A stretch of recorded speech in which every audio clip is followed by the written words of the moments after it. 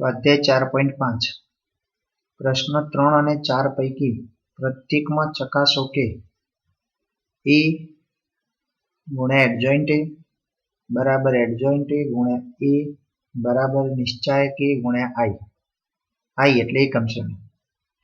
આ ત્રણ સમાન આપણે બતાવવા છે. એક્ઝામ્પલ 3 એમાં તમને 2x2 શ્રેણિક આપ્યો છે. આ શ્રેણિકને આપણે ધારી લઈએ.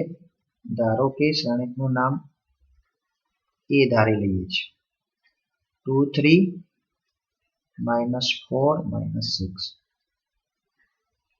આ પરિણામ ચકાસવા માટે શ્રેણિક એનો એડજોઇન્ટ શોધીશું, એનો નિશ્ચાયક શોધીશું, એ અને એડજોઇન્ટ એનો ગુણાકાર કરીશું, એડજોઇન્ટ એ અને એનો ગુણાકાર કરીશું, નિશ્ચાયક એ અને આઈ નો ગુણાકાર. આ ત્રણ સમાન બતાવીશું. આના માટે પ્રથમ તો એનો નિશ્ચાયક શોધી લઈએ. એનો નિશ્ચાયક 2x2 શ્રેણિક છે. એનો નિશ્ચાયક તો નિશ્ચાયકમાં 2 3 -4 -6. ઓકે, એનું મૂલ્ય શોધીએ તો અગ્ર વિકર્ણ 2 - 6 એટલે -12, પ્રતિ વિકર્ણ -4 × 3 એટલે -12 અને એ બંનેનો તફાવત. અગ્રનો ગુણાકાર માઇનસ પ્રતિનો ગુણાકાર. આ થશે માઇનસ માઇનસ પ્લસ એટલે -12 + 12 એટલે જવાબ 0 થશે. પહેલું કામ કરી દીધું આપણે, એનો નિશ્ચાયક શોધી લીધો. ઓકે, બીજું કામ કરીએ. એનો સહઅવયવ એડજોઇન્ટ એ શોધીએ તો તથા એડજોઇન્ટ ઓફ એ બરાબર. હવે આ 2x2 શ્રેણિક છે. 2x2 શ્રેણિકમાં તમને યાદ છે આપણે નોંધ કરી હતી. હું ફરીથી અહીંયા સ્પષ્ટ કરું. A B C D. આ 2x2 શ્રેણિક હોય તો એનો એડજોઇન્ટ એ નોંધમાં આપણે લખ્યું હતું કે ડાયરેક્ટ એડજોઇન્ટ એ 2x2 શ્રેણિક માટે જ આ છે, ધ્યાન રાખીશું. આનો એડજોઇન્ટ એ લખવો હોય તો આપણી નોંધ પ્રમાણે અગ્ર વિકર્ણના ઘટકોની અદલા બદલી કરવાની. તો એ અને ડી છે તો ડી અને એ થશે અને પ્રતિ વિકર્ણના ઘટકો ના ચિહ્ન બદલવાના. ઓકે, તો એ પ્રમાણે આ 2x2 શ્રેણિક છે તો એનો એડજોઇન્ટ એ ડાયરેક્ટ લખી દઈએ. અગ્ર વિકર્ણના ઘટકો અદલ બદલ કરવાના છે. તો આ ઘટકો અદલ બદલ કરીએ તો -6 અને 2 થશે અને આના પ્રતિ વિકર્ણના ઘટકોના ચિહ્ન બદલવાના છે. તો -4 છે +4 થશે અને આ 3 છે -3 થશે.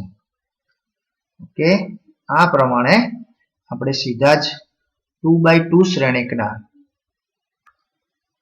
સહઅવયવને લખી શકીએ છીએ. અગ્ર વિકર્ણના ઘટકો અદલ બદલ કર્યા અને પ્રતિ વિકર્ણના ઘટકોનું ચિહ્ન બદલ્યું.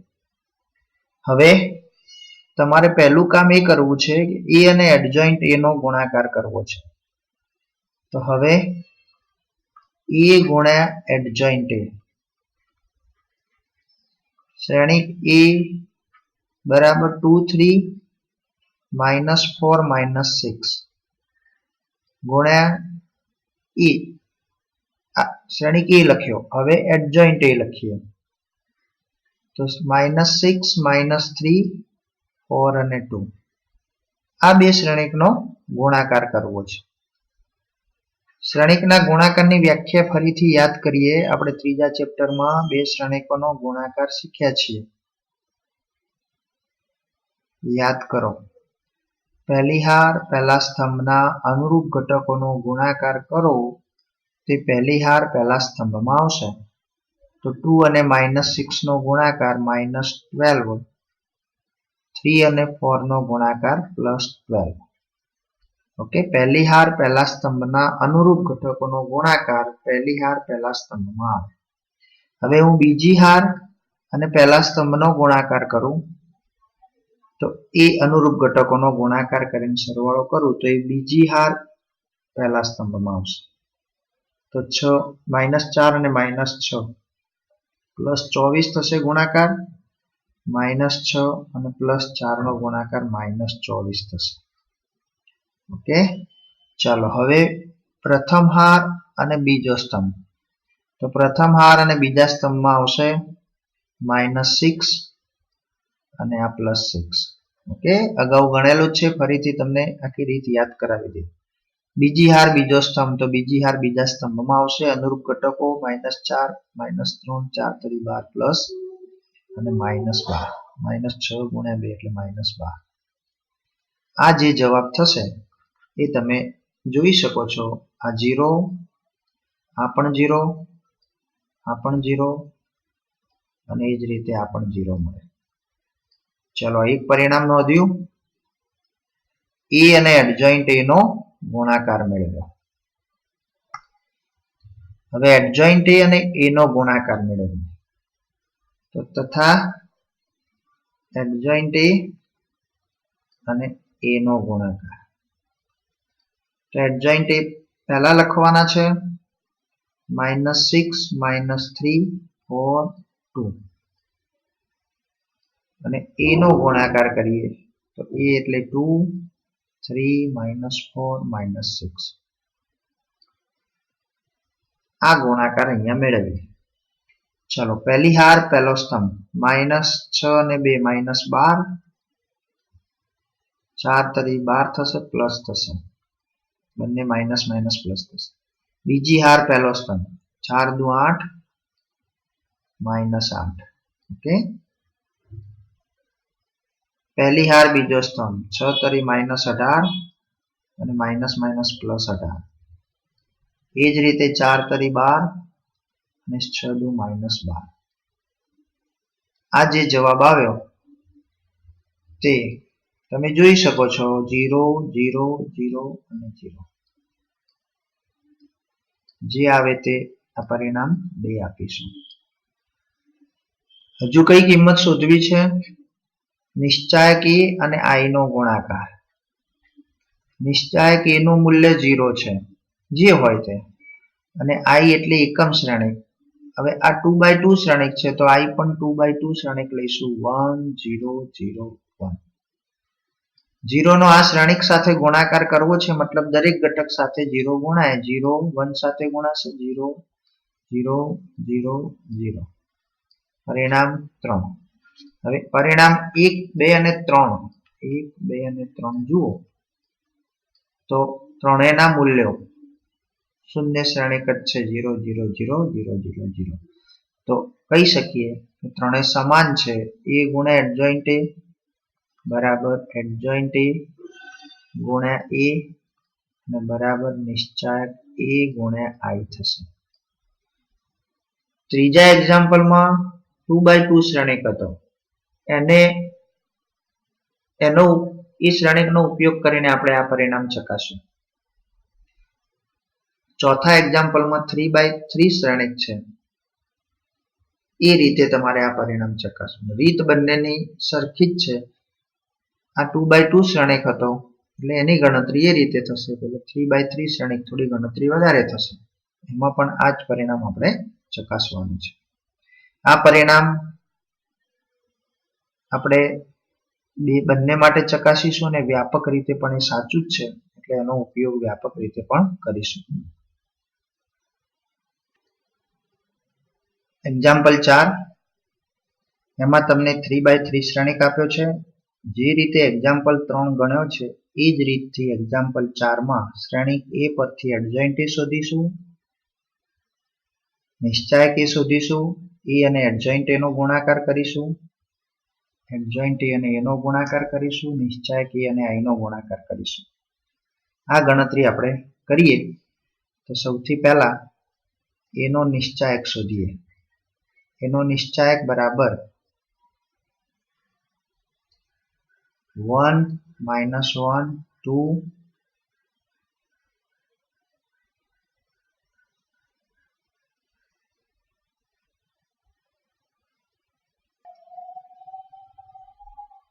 30 minus 2 103.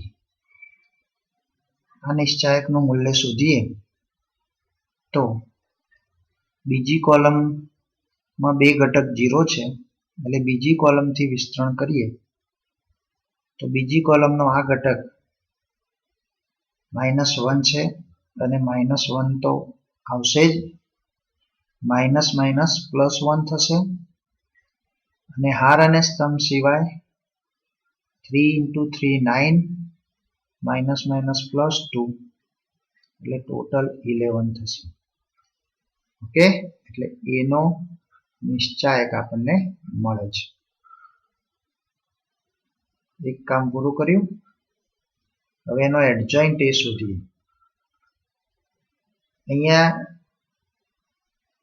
દરેક ઘટકના સહઅવયવ લખીએ. A11 11 નો સહઅવયવ એટલે કે 1 નો સહઅવયવ પ્લસ આવશે હાર અને સ્તંભ સિવાય 0 0 -0 એટલે એનો જવાબ 0 આવશે. ચલો A12 શક્ય એટલું સીધી ગણતરીમાં લખીશું. માઇનસ આવશે એની હાર અને સ્તંભ સિવાય, માઇનસ તો આપણે મૂકી જ દઈએ, એની હાર અને એના સ્તંભ સિવાય 3 3 9 માઇનસ માઇનસ +2 એટલે 11. ચાલો એ રીતે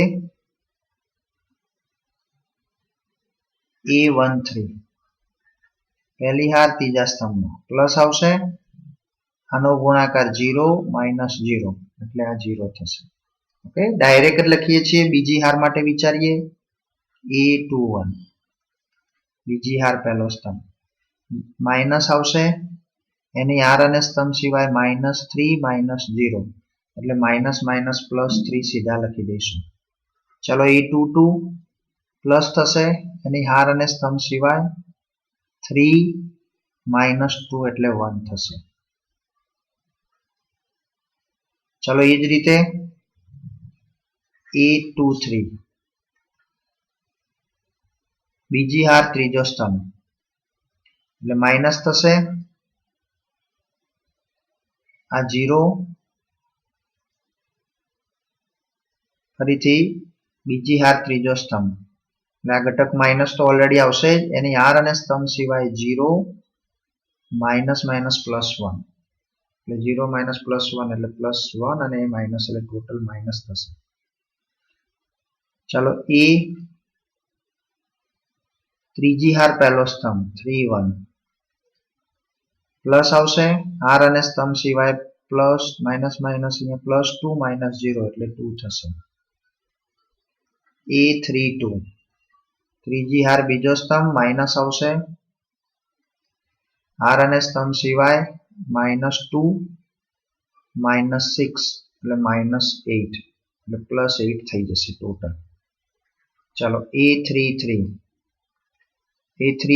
ત્રીજી હાર ત્રીજો સ્તંભ પ્લસ આવશે અને બાકીની ગણતરી આ 0 -3 એટલે 3 થશે. આ 9 ઘટકના સહઅવયવ શોધ્યા.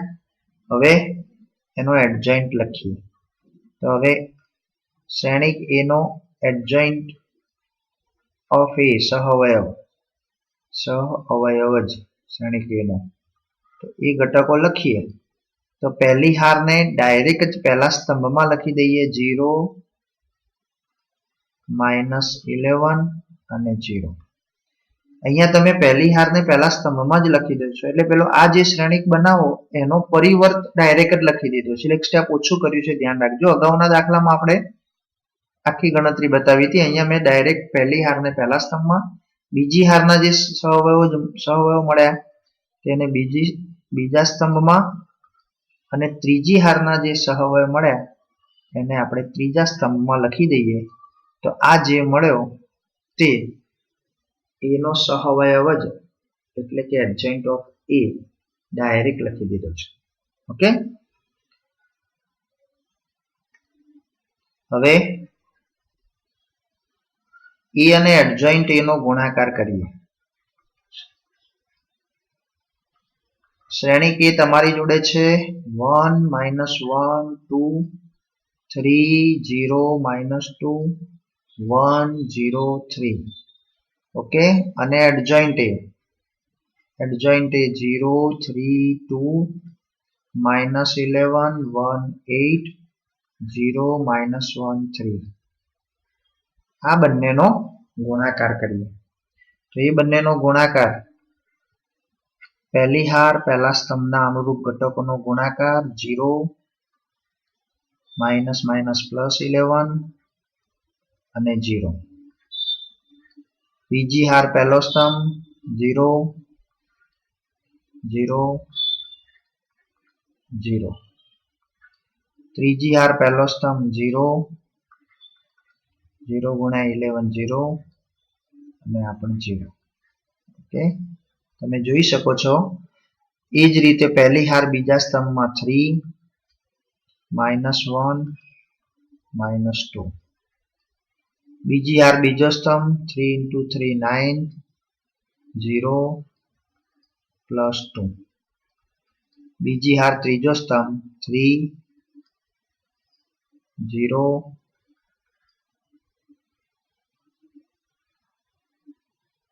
-3 ચાલો પહેલી હાર ત્રીજો સ્તંભ 2 -8 +3 2 -8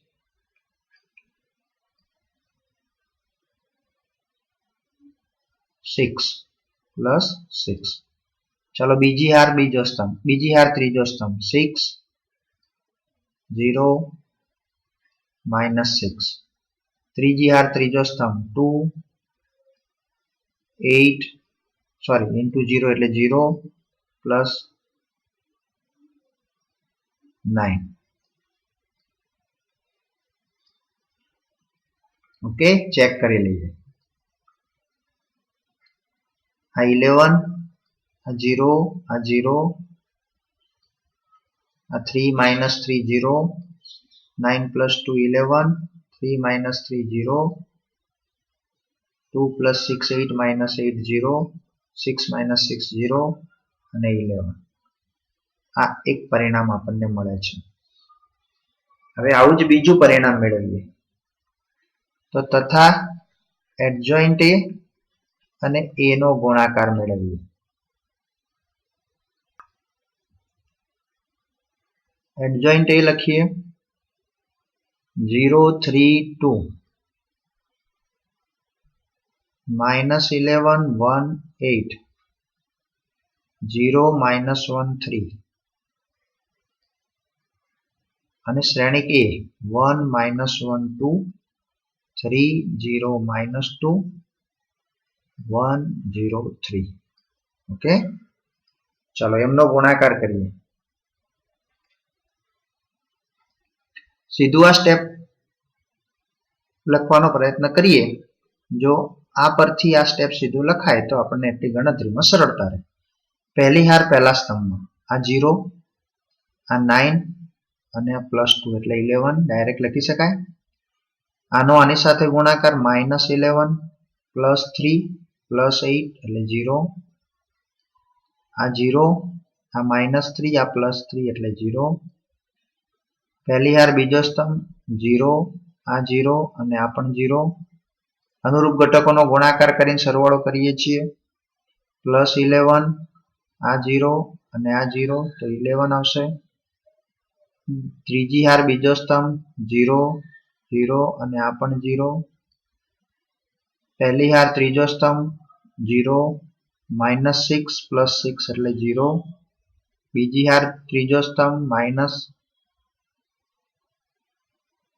-11 દુ 22 -2 અને 8 તરી 24 એટલે ટોટલ અહીંયા 0 થઈ જશે આ 0 +2 અને 9 એટલે 11 મળશે આ રીતે આપણને બીજું પરિણામ મળે હવે ત્રીજું પરિણામ નિશ્ચાયક a ગુણ્યા i નિશ્ચાયક a ની કિંમત 11 છે શ્રેણિક i એટલે 1 0 0 0 1 0 0 0 1 જે તમે 11 નો આ શ્રેણિકના દરેક ઘટક સાથે ગુણાકાર કરો એટલે 1 સાથે 11 નો ગુણાકાર 11 0 0 0 11 0 0 0 11 અને આ રીતે આપણને આ ત્રીજું પરિણામ મળે. તમે જુઓ એ ગુણ્યા એડજોઇન્ટ એ નો ગુણાકાર કર્યો પરિણામ 1, એડજોઇન્ટ એ અને એ નો ગુણાકાર કર્યો પરિણામ 2, નિશ્ચાયક એ અને આઈ નો ગુણાકાર કર્યો પરિણામ 3. ત્રણેય સમાન છે એટલે 1, 2 અને 3 પરથી આપણે કહી શકીએ કે એ ગુણ્યા એડજોઇન્ટ એ બરાબર એડજોઇન્ટ એ ગુણ્યા એ અને બરાબર નિશ્ચાયક એ ગુણ્યા આઈ થાય. આમ ત્રીજો એ 2x2 શ્રેણિક હતો, ચોથામાં 3x3 શ્રેણિક છે. બંનેની રીત સમાન છે અને બંનેમાં આપણે આ પરિણામ સરળતાથી ચકાસી શકીએ છીએ.